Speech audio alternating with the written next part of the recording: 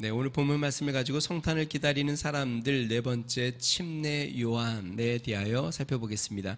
우리 그리스도인의 다른 칭호, 제가 지난주 설교 첫 부분에도 질문을 했습니다. 무엇라고 했죠? 기다리는 사람들. 우리 그리스도인을 다르게 표현을 하면 기다리는 사람들이라고 표현할 수 있습니다. 하나님의 나라를 기다리고 온전한 구원을 기다리고 주님의 다시 오심을 기다리는 사람들. 그래서 우리는 기다리는 사람들입니다. 우리 그리스도인을 기다리는 사람들이라고 칭하는 것은 참 합당하다라는 생각이 듭니다. 왜냐하면 우리의 아버지 하나님께서 오래 기다리시는 분이십니다. 지금도 기다리시고 천년을 하루처럼, 하루를 천년처럼 기다리시는 분이 우리 하나님 아버지십니다. 예수님께서 하나님 아버지의 마음을 잘 보여주는 예화를 하나 하셨습니다. 바로 우리가 잘 아는 탕자의 비유. 아들이 방탕하게 쾌락하여 아버지의 재산을 미리 달라고 하고 집을 떠나 나아갑니다. 그때부터 아버지는 날마다 동구 밖으로 나가 아들을 기다립니다. 마음을 졸이면서 이제나 올 것인가, 오늘 오지 않을까, 내일 오지 않을까, 날마다 마음을 조아리며 동구 밖에서 하염없이 기다립니다. 이것을 알 수 있는 것은 아직 아들이 돌아올 때 아직 먼 거리에 있었는데 아버지가 먼저 아들을 알아보고 달려나가 그의 목을 껴안고 입을 맞추며 그를 환영한 모습을 통해서 이 아버지가 아들을 얼마나 기다리고 있었는가를 보여주는 장면인 것을 알 수 있습니다. 우리 하나님 아버지는 어떤 분이라고요? 기다리시는 분. 근데 오래 기다리고 오래 참고 기다리시는 분. 그렇기 때문에 우리도 주님의 다시 오심을 기다리는 자들, 우리는 기다리는 사람들입니다. 베드로 사도가 이 아버지의 마음에 대해서 이렇게 표현했습니다. 베드로후서 3장 9절. 주의 언약은 어떤 이들이 더디다고 생각하는 것처럼 더딘 것이 아니요 오직 주께서 너희를 대하여 오래 참으사 아무도 멸망하지 아니하고 다 회개하기에 이르기를 원하시느니라. 주님이 오래 기다리시고 오래 참으시는데 언제까지? 주님의 마음은 다 회개하고 돌아오기까지 그 마음을 가지시고 기다리고 계시다. 우리 주님 그렇게 오래 기다리신다는 것이죠. 여기서 오래 참는다는 말은 오래 기다린다라는 뜻입니다.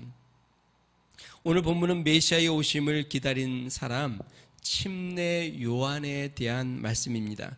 침례 요한은 평생 주님의 오심을 기다리며 산 사람입니다. 그의 부모죠. 사가랴와 엘리사벳. 사가랴는 당시에 제사장이었습니다.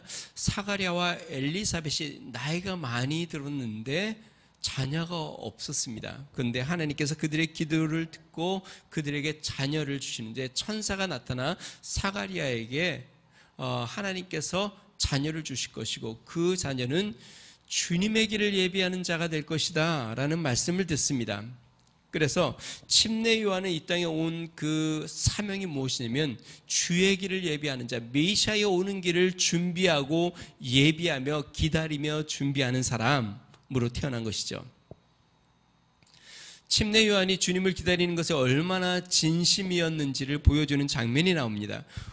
훗날 예수님이 이제 공생애를 시작하셔서 나인성의 과부의 아들을 살리시는 기적을 베푸십니다. 나인성의 과부가 있었는데 그에게 아들이 하나 있는데 이 아들이 병으로 죽게 됩니다. 예수님께서 그 죽은 아들을 살리시자 수많은 사람들이 하나님께서 이스라엘을 돌아보셔서 이스라엘을 국률이 여기셔서 자기의 백성을 돌아보셔서 큰 선지자를 백성 중에 보내셨다라고 외치기 시작합니다. 그때 침례 요한이 자신의 제자 2명을 예수님께 보내어 예수님께 물어봅니다. 성경에 누가복음 7장 17절에서 19절이요. 예수께 대한 이 소문이 온 유대와 사방에 두루 퍼지니라. 요한의 제자들이 이 모든 일을 그에게 알리니. 요한의 제자들이 이렇게 예수님에 대한 소문을 자신의 스승인 침례 요한에게 알립니다. 그러자 침례 요한이 이렇게 합니다. 요한이 그 제자 중 둘을 불러 주께 보내어 이르되 이 예수님에게 질문을 이제 하는 거예요. 두 제자를 보내서요. 질문의 내용이 이겁니다. 오실 그이가 당신이오니까 우리가 다른 이를 기다리오리까? 오실 분이 당신입니까? 아니면 다른 분을 기다려야 합니까? 당신이 메시아가 맞습니까? 이 말이 무슨 뜻이에요? 나는 지금 메시아를 기다리며 평생 살고 있는데 그 메시아가 당신입니까? 아니면 당신이 아니면 내가 다른 분을 기다려야 합니까? 침례 요한이 얼마나 메시아를 기다리고 예비하는 일에 진심이었는지를 성경을 통해서 볼 수 있는 대목입니다. 자, 그러면 침례 요한은 어떻게 주님을 기다리며 살고 있었을까요? 우리는 어떻게 다시 오실 주님을 기다리고 이 대강절 기간에 주님을 다시 한번 우리 마음속에 기다리며 살 수 있을까요? 두 가지를 살펴보겠습니다. 첫 번째는요, 구별된 삶으로 주님의 오심을 기다려야 합니다. 우리는 주님을 기다리며 사는 사람들인데요, 구별된 삶으로 주님의 오심을 기다려야 합니다. 오늘 본문 말씀 보니까요, 침례 요한에게 하나님의 말씀이 임했다라고 이야기합니다. 2절 말씀 같이 한번 읽어보도록 하겠습니다. 2절 말씀입니다. 시작.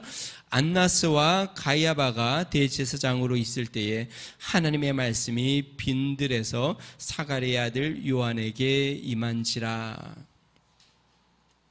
하나님의 말씀이 빈들에 있는 사가랴의 아들 요한에게 임하였다. 즉 광야에 있는 침례 요한에게 하나님의 말씀이 임했습니다. 여러분, 이 말씀을 통해서 침례 요한의 삶의 모습이 어땠는지를 우리는 엿볼 수 있는데요, 첫 번째, 침례 요한은 광야에서 거하고 있었습니다. 뿐만 아닙니다. 광야에서 그러면 어떻게 침례 요한이 생존하였는가? 마태복음 3장 4절에 보면은요, 광야에서 이 침례 요한이 어떻게 생존하였는지를 보여주는 대목이 나옵니다. 3장 4절.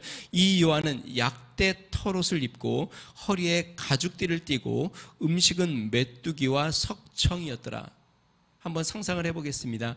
아주 그 삭막한 광야, 골짜기도 있고, 그 다음에 모래도 날리고, 나무는 거의 없겠죠. 광야니까. 풀도 없고, 그냥 황량하게 모래바람만 날리는 이 광야에서 침례 요한이 거기서 살고 있는데요, 복장이 어땠냐면 낙타 털옷을 입고 가죽띠를 하나 띄었습니다. 낙타 털옷은 아마 바람과 추위를 막으려고 했겠죠. 지금 오늘 되게 추운 날씨인데 광야에서 마땅한 거처할 곳이 어디 있겠습니까? 아마 굴속이나 이런 데 살았을 것 같아요. 굴에서 침례 요한이 살고 있는데 추우니까 낙타 털옷으로 옷을 하나 만들었고 가죽에서 띠를 띱니다. 그러면 식사는 어떻게 하는가? 뛰어다니는 메뚜기를 쫓아다니면서 잡아서 먹습니다. 그리고 석청을 따서 먹습니다. 그게 전부입니다. 삶이 굉장히 초라하죠. 거처할 집도 없고 그냥 굴 속에서, 실제로 여러분 오늘 본문 말씀에 배경이 나오는데요, 디베레오 황제가 통치한 지 1절입니다. 디베레오 황제가 통치한 지 15해, 그러니까 로마의 황제가 이스라엘을 통치하고 있었다라는 뜻이에요. 그 다음에요, 곧 본디오 빌라도가 유대의 총독으로, 로마가 군대를 보내서 총독으로 본디오 빌라도, 예수님을 신문한 사람이죠. 본디오 빌라도가 이 유대의 로마의 총독이 군사를 이끌고 와서 유대를 다스리고, 그러니까 군사적으로 억압하고 있었다는 것입니다.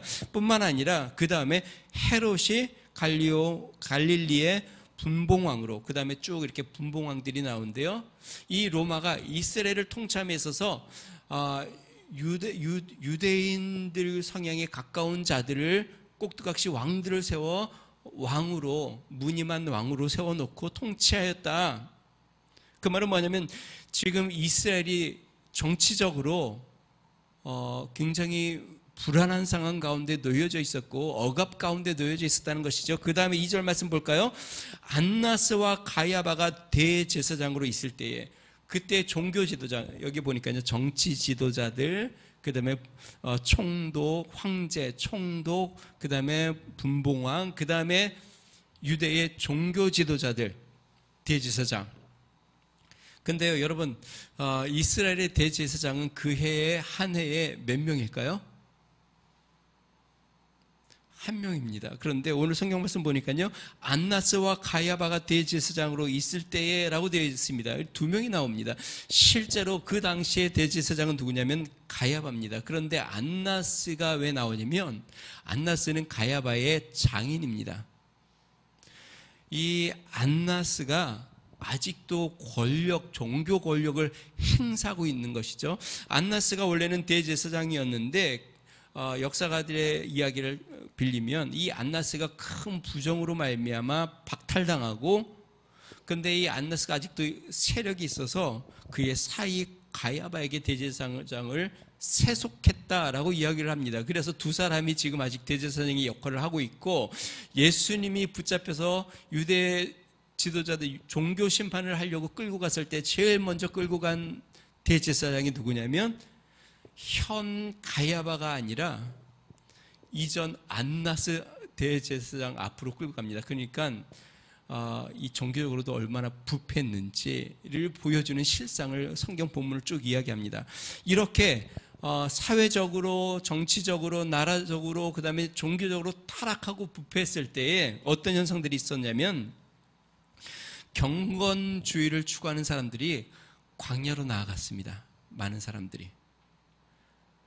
그 사람들을 에세네파라고 이야기하고요. 그 중에 한 일부 굴 속에서 성경을 연구하고 성경을 필사하고 했던 공동체, 쿰난 공동체라는 공동체가 있습니다. 그래서 이 쿰난 공동체에서 필사했던 사본, 성경 사본들을 굉장히 귀하게 여기고 역사적인 자료로 해서 성경을 비교하는 데 굉장히 많이 사용을 하고 있습니다. 사람들이 이 침례 요한에 대해서 혹시 에세네파 사람이 아니었을까라고 추정하기는 하지만요, 뭐 정확한 근거는 없고, 그러나 분명히 어떤 영향은 받았을 것 같습니다. 어떤 영향이요? 경건하게 살고자 하는 삶. 침례 요한은 경건하게 살고자 하여 광야로 나아갔고 약대 털옷을 입고 가죽띠를 띠고 메뚜기를 먹고 석척을 먹으면서 주님의 오심을 기다렸습니다. 이것이 바로 침례 요한이 메시아를 기다리는 모습입니다. 여러분, 우리가 대강절 기간 동안에 성탄을 기다리는 사람들을 살펴보았습니다. 시므온에 대해서 기억이 나세요?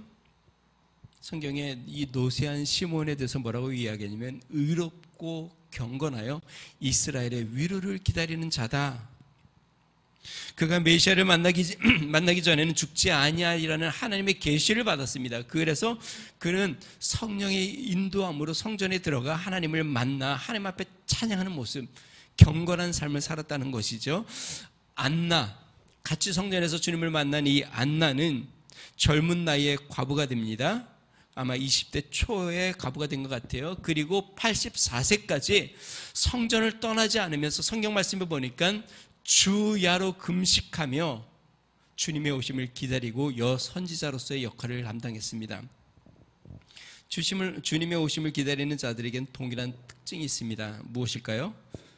세상과 구별된 삶을 살면서 주님을 기다렸다는 것입니다. 세상을 즐기고 세상의 욕심을 쫓아 살고 세상을 사랑하고 또 자신을 뽐내며 그렇게 살지 아니하고 세상과 구별되어 정결된 삶으로 경건한 신앙을 살면서 우리의 주님의 오심을 기다리며 살아갔다는 것입니다. 사랑하는 성도 여러분, 세상과 구별된 삶으로 주님의 오심을 기다리며 사시기를 주님으로 축원드립니다. 세상을 사랑하고 또 세상의 욕심을 품고 살아가지 마시기를 주님으로 축원드립니다. 침례 요한이 자신에게 침례를 받으러 온 자들에게 전한 메시지를 통해서 그가 어떻게 세상에 구별된 삶을 살았는지를 알 수 있습니다. 우리 7절부터 9절까지 말씀 같이 한번 읽어보겠습니다. 7절부터 9절입니다. 시작. 요한이 침례 받으러 나오는 무리에게 이르되 독사의 자식들아 누가 너에게 일러 장차 올 진노를 피하라 하더냐. 그러므로 회개에 합당한 열매를 맺고 속으로 아브라함이 우리 조상이라 말하지 말라. 내가 너에게 이르노니 하나님이 능히 이 돌들로도 아브라함의 자손이 되게 하시리라. 이미 도끼가 나무 뿌리에 놓였으니 좋은 열매 맺지 아니하는 나무마다 찍혀 불에 던져지리라. 자신에게 나오는 많은 사람들에게 이 침례 요한이 독사의 자식들아 이제 곧 올 심판에 대해서 너희가 두려워 나왔느냐라고 이야기하면서 회개해라. 회개해라. 하나님 나라가 가까웠다. 이제 주님의 오심이 가까웠으니 회개해라. 그리고 회개에 합당한 열매를 맺어라. 왜냐하면 주님이 오시면 이제 우리의 삶을 평가하실 것이고 회개하시니 하나님 나라가 가까웠으니 주님 오시기 전에 회개해라. 이것이 바로 주의 길을 예비하는 것이죠. 지금 침례 요한이 사람들의 마음에 회개함으로 주님을 맞이할 준비를 하게 하는 것. 여러분, 주님 오시기 전에 회개해야 합니다. 주님 맞이하기 전에 우리가 손님이 오면 어때요? 손님이 오기 전에 집을 청소하잖아요. 깨끗하게 정리를 하고 그 다음에 손님을 맞이하는 것처럼 주님이 오시기 전에 회개해야 합니다. 우리의 죄를 뉘우치고 회개의 열매를 맺어야 합니다. 이미 도끼가 나무 뿌리에 놓였으니 이제 열매 맺지 않는 나무는 찍어버릴 거니 회개하고 주님의 선한 열매를 맺으라고 이야기합니다. 자, 이렇게 이야기하니까 무리들이 침례 요한에게 묻습니다. 그럼 어떻게 해야 합니까? 우리 10절, 11절 말씀 같이 한번 읽어봅니다. 시작. 무리가 물어 이르되 그러면 우리가 무엇을 하리이까? 대답하여 이르되 옷 두 벌 있는 자는 옷 없는 자에게 나눠줄 것이요 먹을 것이 있는 자도 그렇게 할 것이니라 하고, 옷 두 벌 있는 자는 옷이 없는 자들에게 나눠주고 먹을 것도 그렇게 해라. 침례 요한의 삶을 한번 생각해 보세요. 침례 요한은 낙타털옷 한 벌만 갖고 있었던 것 같아요. 그리고 음식도 뭐 쌓아놓고 냉장고에다 넣어놓고 먹는 게 아니라 그냥 배고프면 그냥 생명만 유지할 정도의 메뚜기를 잡고 석청을 먹으면서 살아가고 있습니다. 그러면서 외치는 것이에요. 회개라. 옷 두 벌 있는 사람은 옷 없는 사람들에게 나눠주고 먹을 것도 그렇게 해라. 제가 여러분들에게 여쭤볼게요. 옷이 한 몇 벌 정도 되는 것 같아요, 집에?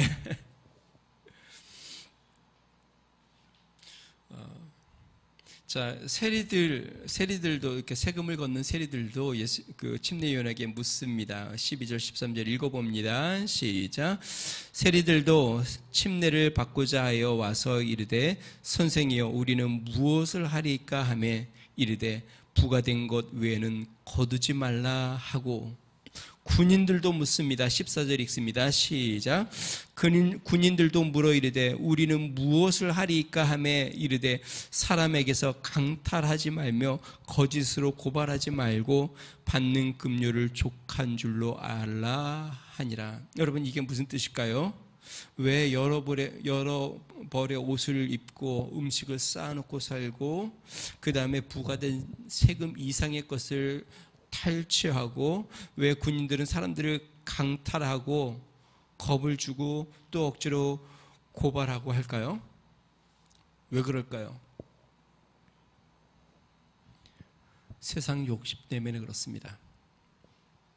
세상 욕심, 세상에서 쌓고 세상의 자랑, 또 부유한 세상에 소망을 두고 살기 때문에, 이 세상에서 무엇인가를 이루고 싶기 때문에, 이 세상에 많이 쌓고 싶기 때문에 세상의 마음을 두고 살기에 이렇게 빼앗고 속이고 또 여러 개를 필요 이상의 것을 쌓아놓고 살아가는 것이죠. 그래서 침례 요한은 회개해라, 회개해라.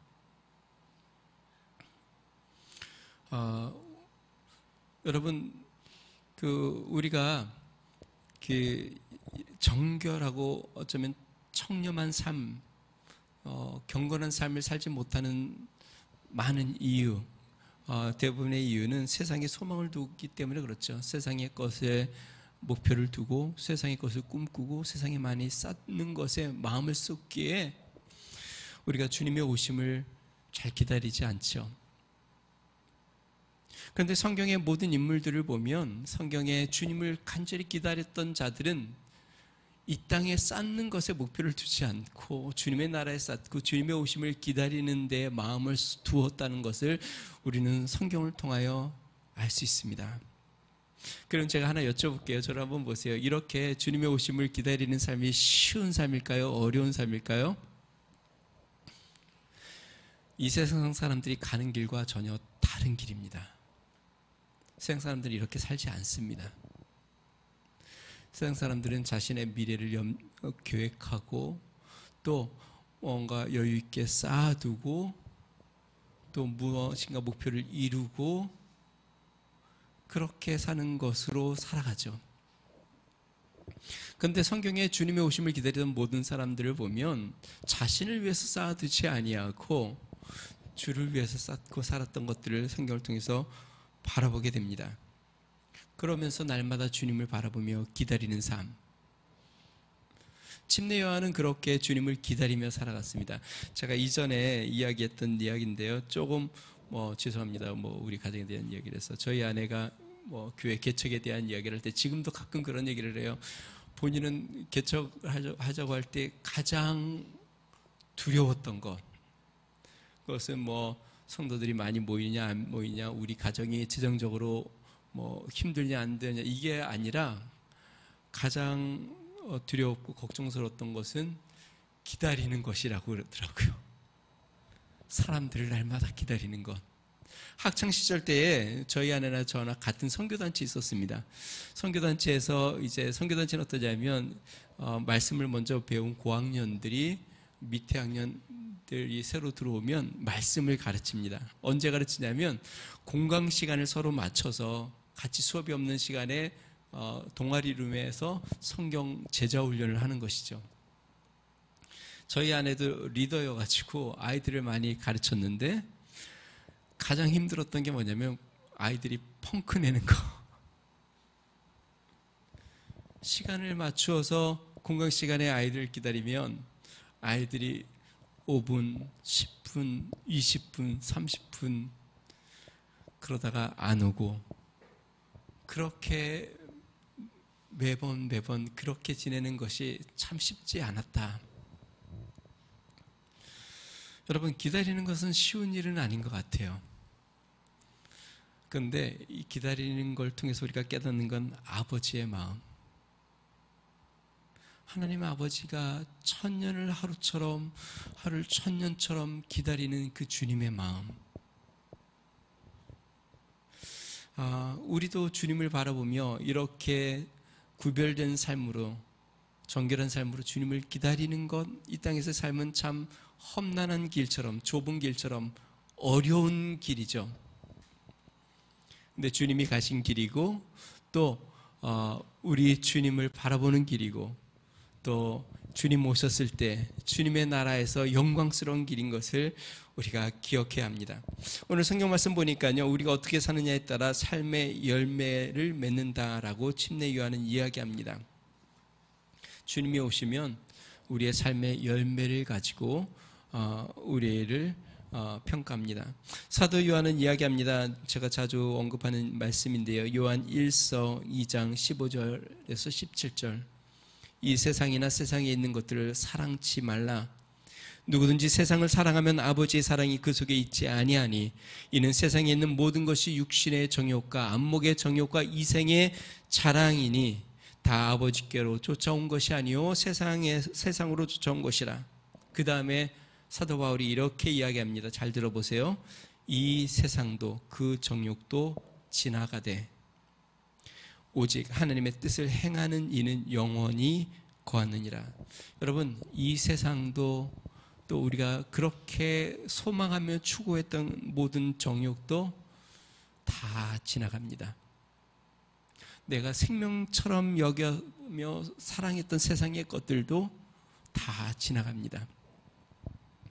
오직 하나님의 뜻을 행하는 이는 영원히 거하느니라. 믿으세요? 이렇게 목소리가 믿으세요? 예수님이 침례 요한의 제자들이 질문을 하고 간 다음에 주위를 둘러본 다음에 거기에 모여있는 자신의 제자들 또 많은 사람들에게 이렇게 이야기합니다. 너희들이 무엇을 보려고 광야로 나갔냐? 화려한 옷, 세련된 옷을 입은 사람을 보러 나갔느냐? 화려한 옷을 입은 자들은 왕궁에 있느니라. 침례 요한은 낙타 털옷을 입고 한벌로 단벌로 평생 그렇게 살았는데 너희들이 왜 광야로 나갔냐? 화려한 옷을 입으러 나갔느냐? 그들은 왕궁에 있느니라. 여러분, 화려한 삶은 세상 왕궁에 있습니다. 빛나고 화려한 삶, 멋있고 즐거운 삶은 세상의 왕궁에 있고, 하나님을 기다리는 자는 어디에 있어요? 빈들에 있습니다. 광야에. 하나님을 소망하고 바라보는 자. 저는 이런 생각이 들어요. 그러면 우리가 산속으로 들어가야 되느냐? 자연인처럼. 그렇지는 않죠.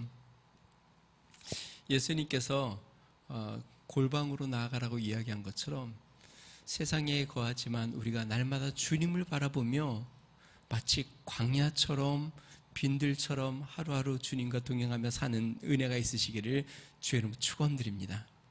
세상과 구별된 삶을 사시기를 주의 이름으로 축원드립니다. 하나님 나라를 바라보며 세상에 소망을 두고 구별된 삶으로 나아가는 은혜가 있으시길 바랍니다. 자, 두 번째, 침례 요한은 어떻게 주님을 기다리고 있었는가? 자신을 부인하고 주님을 증거하며 기다리고 있었습니다. 당시 이스라엘이 어려운 상황 그리고 힘들고 고통스러운 상황 가운데 있다 보니까 이 유대인들이 주님의 돌보심, 주님의 회복하심을 간절히 기다리고 있었습니다. 주님이 언제 이스라엘을 회복해 할까? 그런데 광야에서 한 선지자가 낙타 털옷을 입고 외치기 시작합니다. 회개해라. 왜 그럴까요? 지금 이 유대가, 이스라엘이 이렇게 로마의 속국이 되고 또 타락하고 유대 종교제도들이 타락하여 이렇게 삶이 빈궁해지고 고통을 당하는 이유는 하나님을 바르게 섬기지 못하고 우상을 섬기고 하나님을 떠나 살기에 너희들의 삶이 경건하지 않기에, 하나님 앞에 올바르지 않기에, 세상 욕망과 욕심을 쫓아 살기에 회개하고 주님 앞에 돌이키라고 외치기 시작합니다. 자, 그러자 많은 사람들이 이 침례 요한에게 몰려왔고 자신들을 영적으로 일깨워주고는 이 침례 요한에게 침례를 받으면서 그들 마음속에 이 침례 요한이 주님이 이 나라를 회복하실 메시아 그리스도가 아닐까라고 생각하기 시작합니다. 우리 15절 말씀 같이 한번 읽어보겠습니다. 15절입니다. 시작. 백성들이 바라고 기다림으로 모든 사람들이 요한을 혹 그리스도신가 심중에 생각하니. 백성들이 간절히 나라의 회복을 기다리고 바라고 있었기 때문에 이 요한이 그리스도가 아닌가, 메시아가 아닌가 하고 생각합니다. 이것을 한 침례 요한이 명확하게 자신이 메시아가 아닌 것을 밝히죠. 16절, 17절 말씀 같이 한번 읽어봅니다. 시작. 요한이 모든 사람에게 대답하여 이르되 나는 물론 너희에게 침례를 베풀거니와 나보다 능력이 많으신 이가 오시나니 나는 그의 신발끈을 풀기도 감당하지 못하겠노라. 그는 성령과 불로 너희에게 침례를 베푸실 것이요 손에 키를 들고 자기의 타작마당을 정하게 하사 알곡은 모아 곡간에 들이고 축정이는 꺼지지 않는 불에 태우시리라. 침례 요한이 나는 메시아가 아니다. 이제 곧 오실 그분이 있는데 나는 그분의 신발끈을 풀기도 신들매를 푸는 일도 감당하지 못한다. 나는 물로 회개의 침례를 줄 뿐이다. 다시 이야기하면 자신의 삶을 돌이키며 주의 오심을 예비하도록 그들의 마음을 정결케 하도록 외치는 물로 침례를 줄 뿐이고 그분이 오시면 불과 성령으로 침례를 줄 것인데 이 침례는 그들로 구원케 하고 그들로 거듭나게 하는 침례를 부으실 분이 오실 것이다. 여러분, 당시에 주인의 신들매를 푸는 일은 노예 종이 하는 일이었습니다. 그런데 이 침례 요한은 나는 그분의 노예 종이 하는 신들매 푸는 일도 감당할 수 없는 자다. 여러분, 침례 요한은 자신을 부인하고 주님을 드러내며 주님을 기다렸습니다. 사람들이 그를 바라볼 때, 사람들이 자신을 주목할 때 침례 요한은 나를 보지 마십시오. 곧 오실 주님을 바라보십시오. 주님을 바라보십시오. 라고 외친 것이죠. 요한복음은 이 내용을 더 자세히 설명하고 있습니다. 사도 요한은요, 여기 침례 요한과 다른 사람인데요. 사도 요한은 요한복음 1장 19절에서 23절에 이렇게 기록합니다.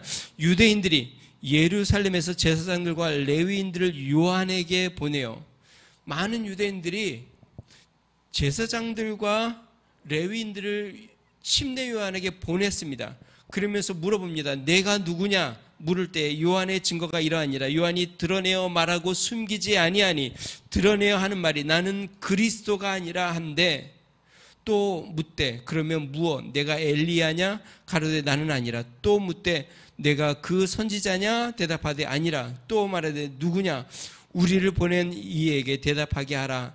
너는 내게 대하여 무엇이라 하느냐?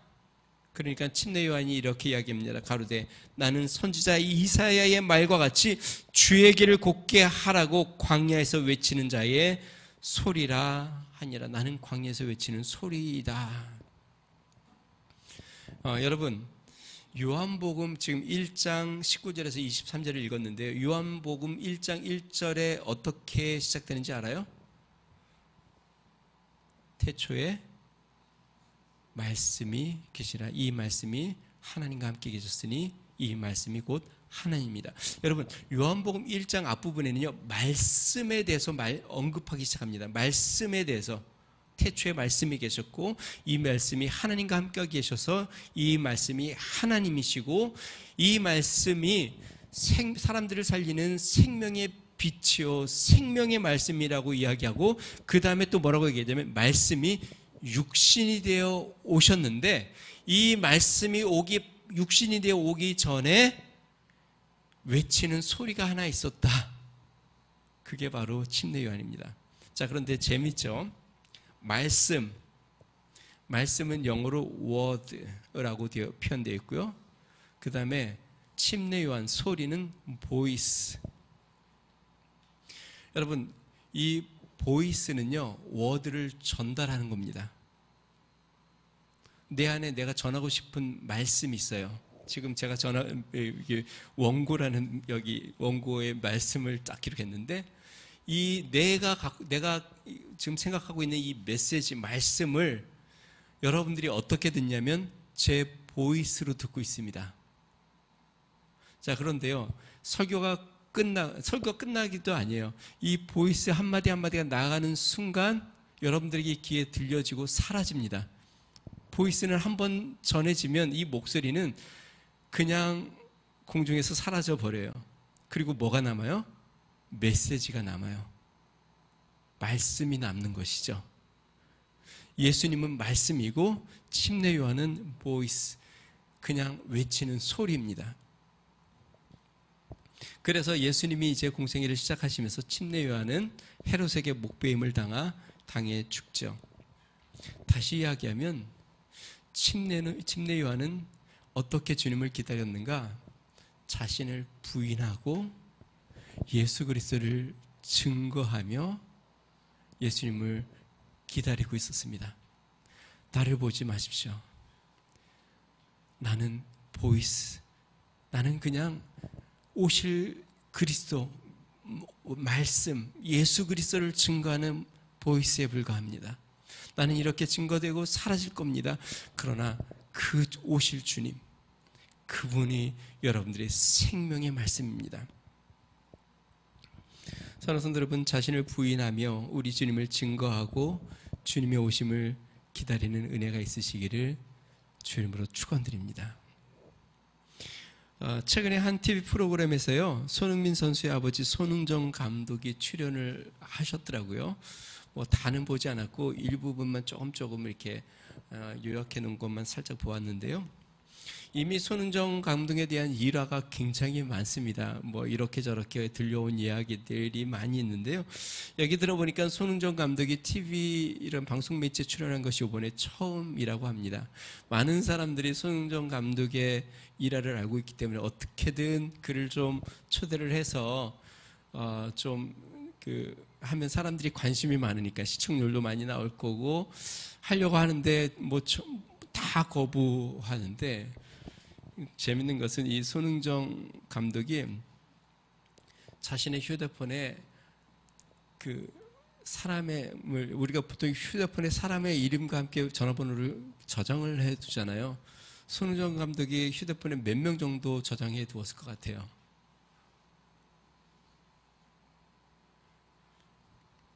뭐 발이 넓고 또 만날 사람들도 많고 그러니까 많을 것 같죠. 한 명도 저장해 놓은 사람이 한 명도 없대요. 그러니까 앵커가 물어보죠. 그러면 사모님이랑은 또 누구랑은, 그건 다 애오죠. 그리고 그 외 전화는 하나도 안 받아요. 아예 안 받아. 그러니까 불필요한 것은 하나도 연결하지 않는 거예요. 오직 자기가 필요한 사람들 전화번호 몇 명만 애워서 전화를 하고, 그리고 아예 사람들이랑 접촉이 없습니다.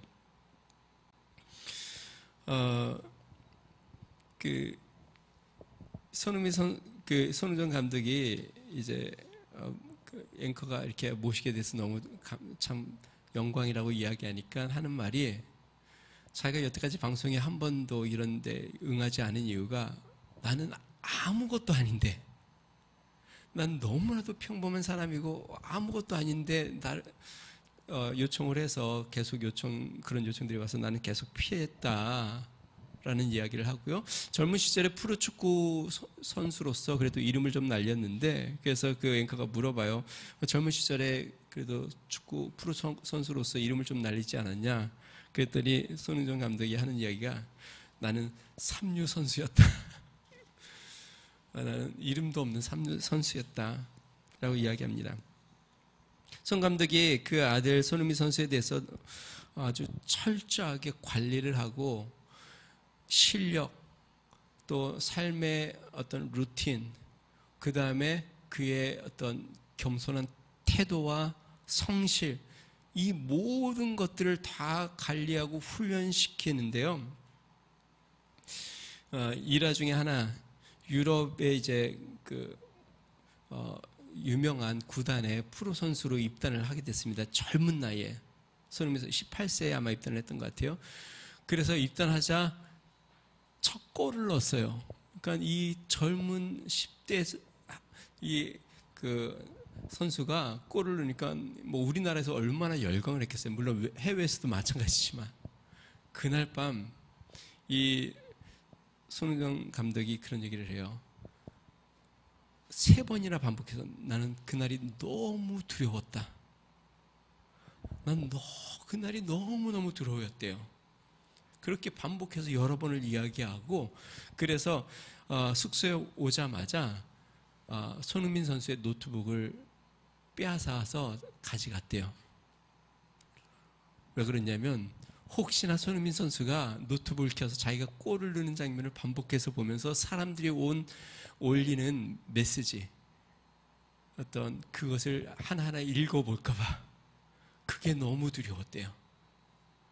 그래서 손흥민 선수가 혹시나 자아도취에 빠질까봐 걱정스러워서 손흥민 선수의 집에 도착하자마자 노트북을 빼앗아서 가져갔대요. 그랬더니 앵커가 짓궂게 물어봐요. 그러면 노트북을 가져가서 감독님이 혹시 아들이 골 넣은 모습을 보셨냐? 여러 번 반복해서 본 거 아니냐? 그랬더니 이 손흥민 감독이 그런 얘기를 해요. 재밌는데 저는 컴퓨터를 할 줄 모릅니다. 컴퓨터도 할 줄도 몰라요. 또 하나, 손흥민 선수가 이제 유럽에서 꽤 많은 상과 트로피들을 타는데요. 그때마다 상을 가져오면 손흥민 감독 아버지가 그거를 다 분리수거해서 창고안으로 다 넣어놓는데요. 하나도 진열해 놓지 않는데요. 아들이 그것을 보고 우쭐이 할까봐. 그렇게 하는 이유는 자신에 취하지 않고 끊임없이 축구에만 전념하게 하도록 그렇게 했다. 사도행전에 보니까요, 바울과 바나바가 루스드라에서 전도를 합니다. 그때 태어나서 한 번도 걸어보지 못한 안진뱅이를 만나는데요. 바울이 보니까 그에게 그가 간절함으로 구원받고자 하는 믿음이 있는 것을 보게 됩니다. 그래서 바울이 예수 그리스도의 이름으로 그를 일어나 걷게 합니다. 그 사람이 이제 일어나 막 뛰게 되는데요. 이 현장을 목격한 그 동네 루스드라 사람들이 막 흥분이 되어서 뭐라고 이야기하냐면 신들이 사람의 형상으로 우리 가운데 내려오셨다. 다시 이야기하면 바울과 바나바는 신들이고 그들이 신들이 우리 가운데 내려오셨다.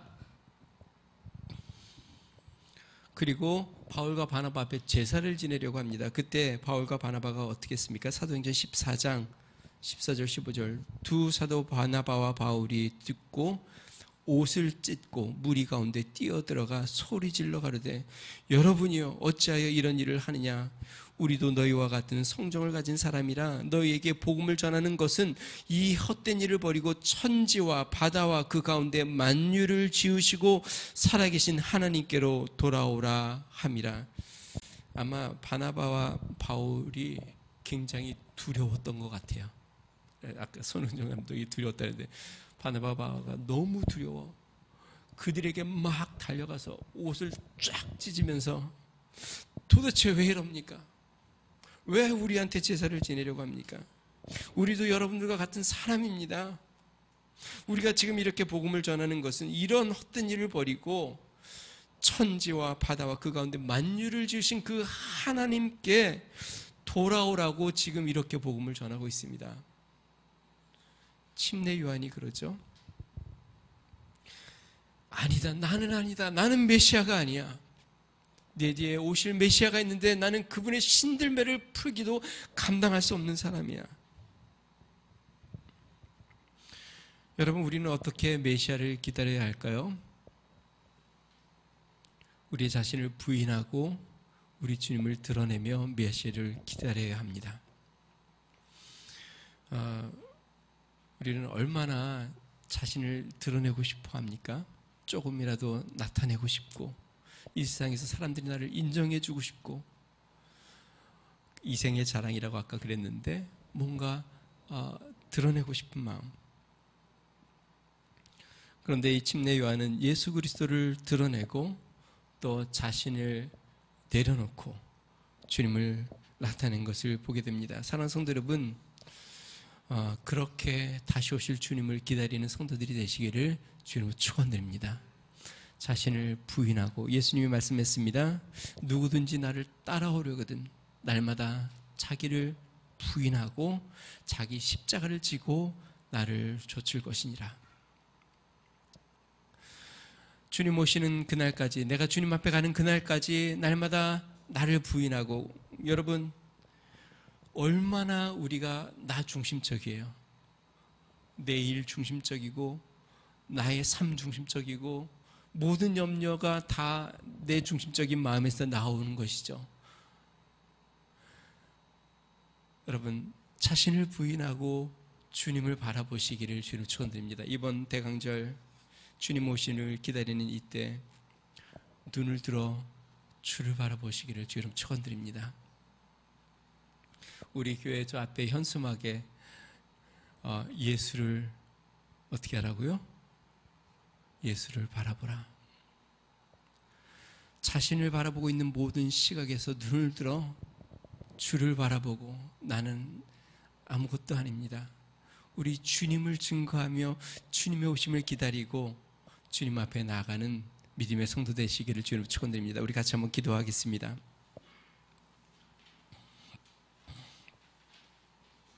주님의 오심을 기다렸던 침례 요한, 세상과 구별되어 정결한 삶으로 자신의 삶의 열매를 가지고 주님을 기다렸고, 또 자신을 날마다 부인하고 예수 그리스도를 드러내며 주님을 기다렸습니다.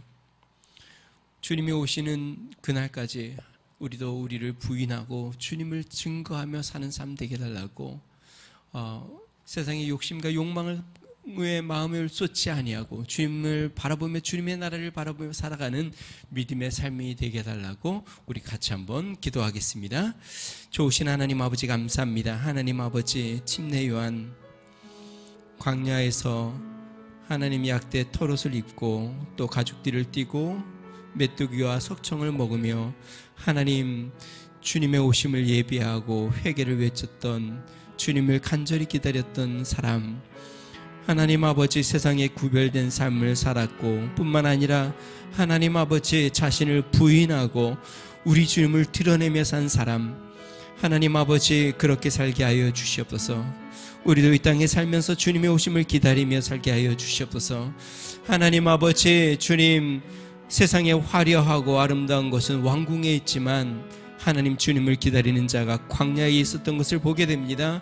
하나님 세상에 화려한 것을 쫓는 자가 아니라 하나님 아버지 주님을 바라보며 사는 자가 되게 하여 주시고, 하나님 주님을 의지하며 사는 자가 되게 하여 주시고, 주님의 오심을 소망하며 사는 자가 되도록 주여 은혜를 더하여 주시옵소서. 속히 오리라 말씀하신 주님의 음성을 기억합니다. 하나님 아버지 속히 오실 주님, 하나님 아버지 간절히 기다리며 날마다 하루하루 주님과 동행하며 살아가도록 은혜를 더하여 주시옵소서. 하나님 이번 한 주를 살 때에도 정결하고 거룩한 삶 살게 하여 주시고, 세상에 구별된 삶 살게 하여 주시고, 능하신 하나님 아버지 주님, 하나님 자신에게서 눈을 들어 하나님 주님을 바라보고 자신을 내려놓고 주님을 드러내며 살아가는 믿음의 성도가 되도록 하나님 은혜를 더하여 주시고 역사하여 주시옵소서. 하나님 감사합니다. 좋으신 하나님 감사합니다. 하나님, 우리 예수님께서 가시면서 내가 다시 오겠다, 속히 오겠다고 말씀하신 그 음성을 기억합니다. 하나님, 주님 오실 날이 점점 가까워오고 우리가 주님 앞에 쓸 날이 멀지 않았음을 보게 됩니다.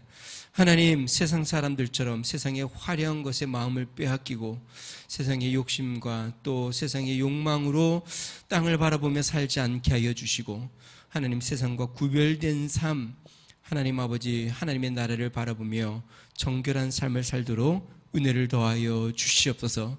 하나님 아버지 자신을 부인하고 예수 그리스도를 드러내며 살아가게 하여 주시옵소서.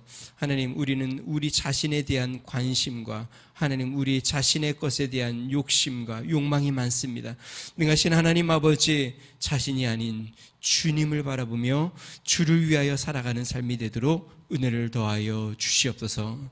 이제는 우리 주 예수 그리스도의 은혜와 하나님 아버지 무한하신 사랑과 성령님의 감동 감화 내주 충만케 하시는 종이 광야에서 외치는 소리, 침례 요한이 주님을 간절히 기다리며 살아간 것처럼 하나님 이 땅을 나그네처럼 주님을 바라보며 그렇게 살아가기로 결심하는 믿음의 성도, 가정과 교회와 나라와 민족 위에 이제로부터 영원토록 함께 하시기를 간절히 축원하옵나이다. 아멘.